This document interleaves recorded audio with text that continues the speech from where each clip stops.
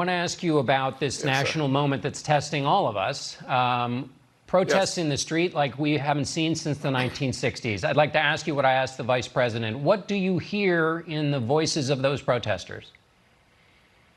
Well, I hear from the nonviolent protesters, what we hear consistently is this frustration that was ignited by 8 minutes and 46 seconds of George Floyd pleading for his life, saying he could not breathe, and then at the end, asking for his mother.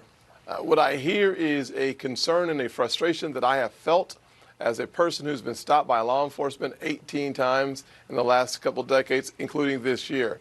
What I hear in the protesters is enough already, let's get to the table and get something done. And what I hear from the protesters is this is our country. We want our voices to be heard in this country. And what I did, because I heard and have felt the frustration of the protesters myself, is I drafted legislation that said, we see you, we hear you, and let's move together forward. This is a very interesting and important moment. Interesting in that the country's response, John, has been amazing. White folks and black folks, brown ones and yellow ones, have come together in the streets of our cities to say, we want to be a unified country. I say thank you and God bless them. In the moment of unity, Senator, I don't want to ask you this next question, but I must. The President of the United States promoted to his 82 million Twitter followers today a video in which somebody screamed white power. I'm going to play that now for those who've not seen it.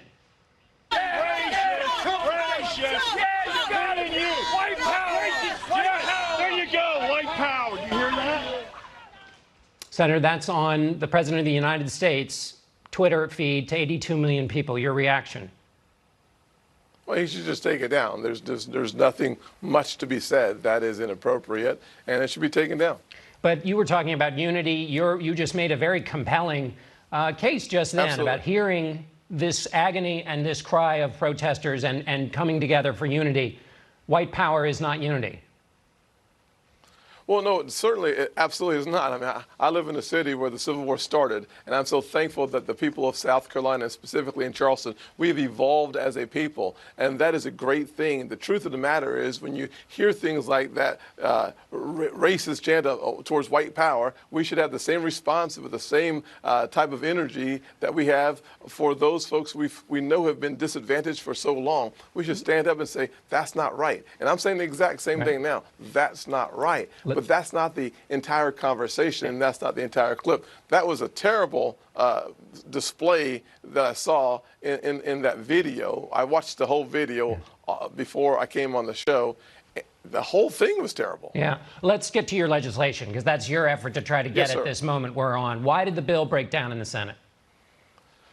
Well, John, it's hard for me to tell you exactly why. My suspicion is that the presidential politics and choosing a vice president was a part of that conversation. What I offered my friends on the other side was not 5 amendments based on Senator Schumer's letter to us saying that there were 5 major issues. I said, let's fix those 5. They came into a room and we were going to chat about it. They said, there's 20 things that we'd like to change. I said, I'll give you 20 amendments, and I'll start by offering the First Amendment myself on chokeholds. Our legislations were about the same, except for in the House legislation, they had blood flow as well as airflow. They suggested that my legislation did not include blood flow. I will add the carotid in there, and we'll make that change. We could do so much together for those folks in the streets today. We missed a golden opportunity, not because the bills weren't similar enough, but because what the House wanted was not what the Senate Democrats wanted to have a conversation about. So it seems to me, Senator, there's both a procedural question and then there's a policy question in your disagreement with Democrats. But I want to get at, you suggested this is about vice presidential politics. Do you think Democrats are talking to you in good faith as you try to revive what might happen in the Senate, or is it past that? Well, listen, I'm going to be open to having a conversation this week in a few days with some of the leaders who put together the House bill. I fashioned much of what I saw from what I liked in the House bill. There are things in the House bill that I do think are not in the best interest of the country. Let me just be clear on that fact. While I do talk about the fact that there are a lot of things in common, there are a few things that I believe makes it worse on cities, makes it worse on the most vulnerable populations within those cities. And what we're seeing manifesting in New York City today is a byproduct of those concerns that I have about the House legislation. There's a reason why murder is up 79% over the numbers last year, 64% shooting increase over the numbers last year, just in New York City. When you start demonizing and stereotyping all law enforcement as evil and bad, you start putting targets on their backs, you start seeing them withdraw from some areas, and that creates a powder keg that's not good for the nation. And so the demonizing of law enforcement is not a part of my bill because I don't want law enforcement to demonize African Americans. We have to be on the same page. So quickly, Senator, on the question, though, of accountability and holding police accountable, with this question of qualified immunity, basically the other side is saying they get let off the hook unless they do something that's excessively egregious. Is there any way to fix that or come to common ground on that?